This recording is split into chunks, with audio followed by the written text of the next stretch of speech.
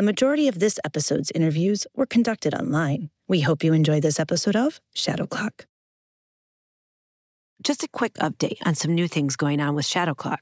Currently, we're showcasing at several film and web content festivals. Last month, The Slady Brushfinch picked up the award for Best Unscripted Podcast at TO Webfest in Toronto. This month, Episode 6, titled Child, won the award for Best Documentary Reality Podcast at Minnesota Webfest. And that made us think, what better time than to share a few specific pieces from that episode than now, especially with the Halloween season upon us? Because although we don't consider Episode 6 to be a ghost story, there's no denying it does have ghostly elements. In short, if you liked today's episode, be sure to check out the full episode, Episode 6, Child, where you'll get a much more in-depth look of this true life story. And if you've wandered through Episode 6 already, welcome to a shorter version of those true life events, guided by the ghostly footsteps of a child once forgotten. Happy All Hallows Eve, everyone. I'm Katie Mahalik, and this is Shadow Clock. I'd gone out for like a mom's night, and I came home, and John said it was the weirdest thing that happened tonight. Like, I heard footsteps running back and forth on the hallway upstairs, and I ran upstairs expecting to see Katie out of bed, and she was completely socked out. You're hearing Erica Carner reflect on the moment her husband, John, mentioned that he had heard the sound of a child's footsteps. Footsteps that didn't belong to their own daughter, Katie. Footsteps that John couldn't attribute to anyone else living in their home. Erica was skeptical. She believed that John had heard something, but certainly didn't attribute it to a ghost. But after talking with Erica and learning more about the history of her San Francisco neighborhood, I have to admit, I would have been hard-pressed not to think ghost immediately.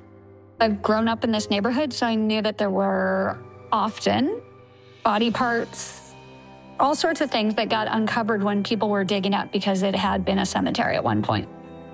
Erica's home had been built on hallowed ground. And just to give you a little more background as to why, I'm going to give you a brief history lesson on San Francisco's cemeterial past.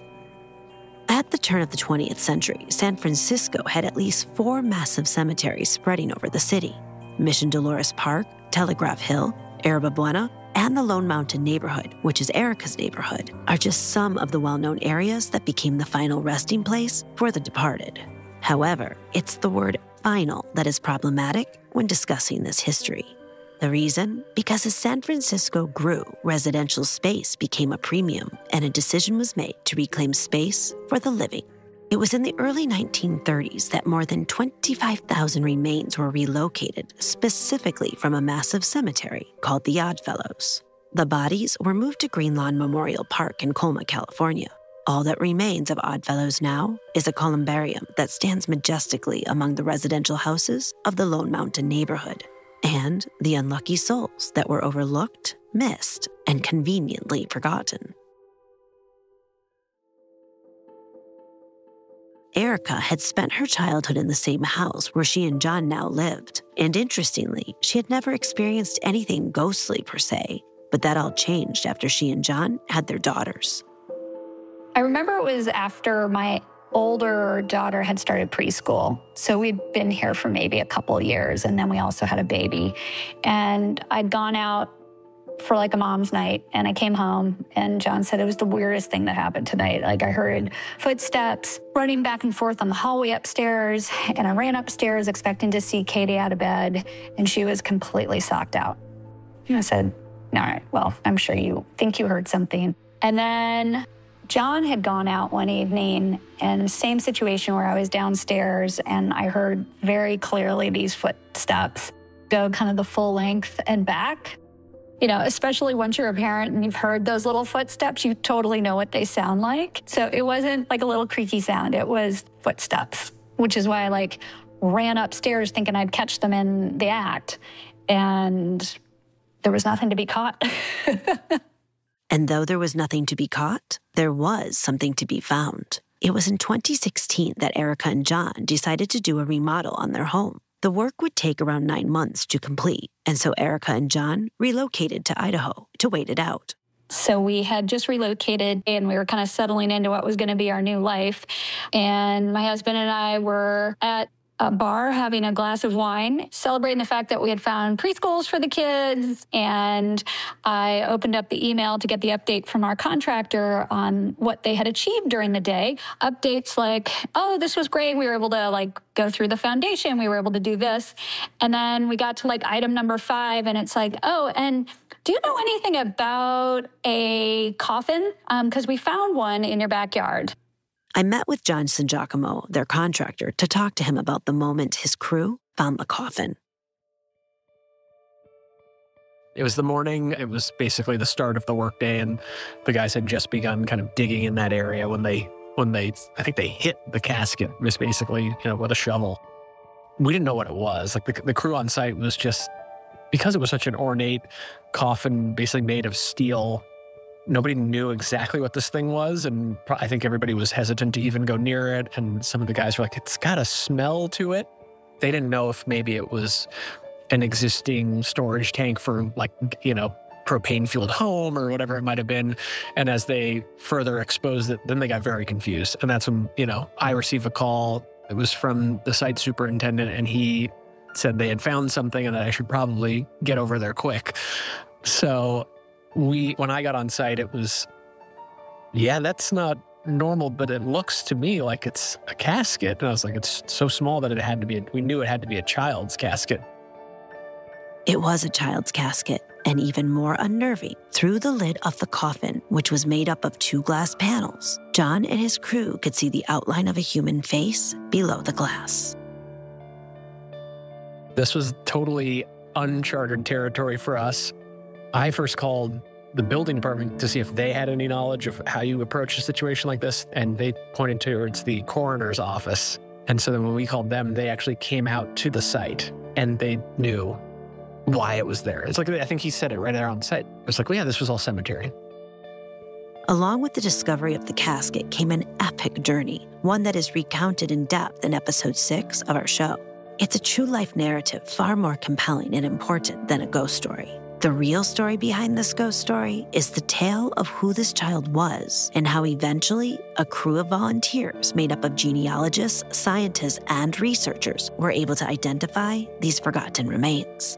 But that doesn't mean that the supernatural aspects of what we're talking about aren't just as compelling, especially when you realize that it wasn't just Erica and John who had experienced the unexplainable. A contractor who was at the house, he had to stop work because he heard footsteps in the house. Went upstairs. We live across the street from a park. So he was convinced that maybe a kid had walked in, maybe was fooling around the house. It was kind of an open work site. But he went upstairs, searched the whole house. Nobody was here. And then kind of came back downstairs. So that was the only report that we'd ever gotten from one of the contractors or somebody working at the house. When the news of the coffin's discovery broke, the media was all over it. One particular call got Erica's attention. When kind of these stories got reported in the news, a friend of my father's texted me and he said, "Hey, this sounds a lot like your guys' house. Is that true?" And I said, "Yeah." And he said, "Your dad always thought the house was haunted." And I was like, "Oh, nothing he had ever shared with me," but my father was probably the most practical, scientific person you would ever meet. So for him to mention to a friend that he thought the house might be haunted kind of indicates that I think my dad must have heard some things as well. I'm not someone that necessarily kind of fully believes in that, but I have to admit, after that one night where it was just so clear that I was hearing footsteps and it was so clear that it wasn't my kids, I even had to take a step back and think, maybe I need to rethink some of these things. This ghostly version of episode 6 is just a whisper of what the original episode has in store for you. To be honest, I had reservations about putting this smaller version together, as this story is so much more than just a ghost story. Like I said, the real story, the human story at the heart of this episode, is about a forgotten child and the dedicated team that refused to rest until they could give that child both an identity and a final resting place, albeit a second time.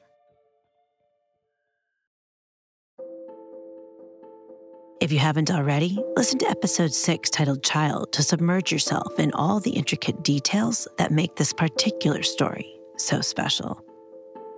Shadow Clock is an independent, out-of-pocket podcast. If you feel so inclined to donate, head over to our website at shadow-clock.com and click the contribution button. All monetary contributions go towards pumping out our next episode. This episode of Shadow Clock is created by me. Post-production audio is by Jessica Sturgeon. Kate Cosgrove creates original illustrations for each episode of Shadow Clock, which you can also see at shadow-clock.com. Music is credited to Pond5. Content contributors, composers, and individual song titles for each episode can be found on our website at shadow-clock.com. If you like the show, spread the word by telling someone else about Shadow Clock. And of course, by following us on social media. The more people who know about Shadow Clock, the more people we can keep sharing these true life moments with.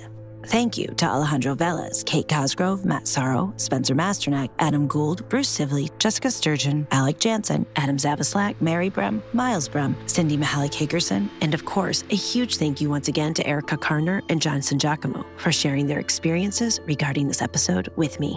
I also want to re-thank Elisa Davey, Yelmer Erkins, Ed Green, Bob Phillips, and Alex Ryder, all who were part of the research team to identify this child. I'm Katie Mihalik, and this is Shadow Clock.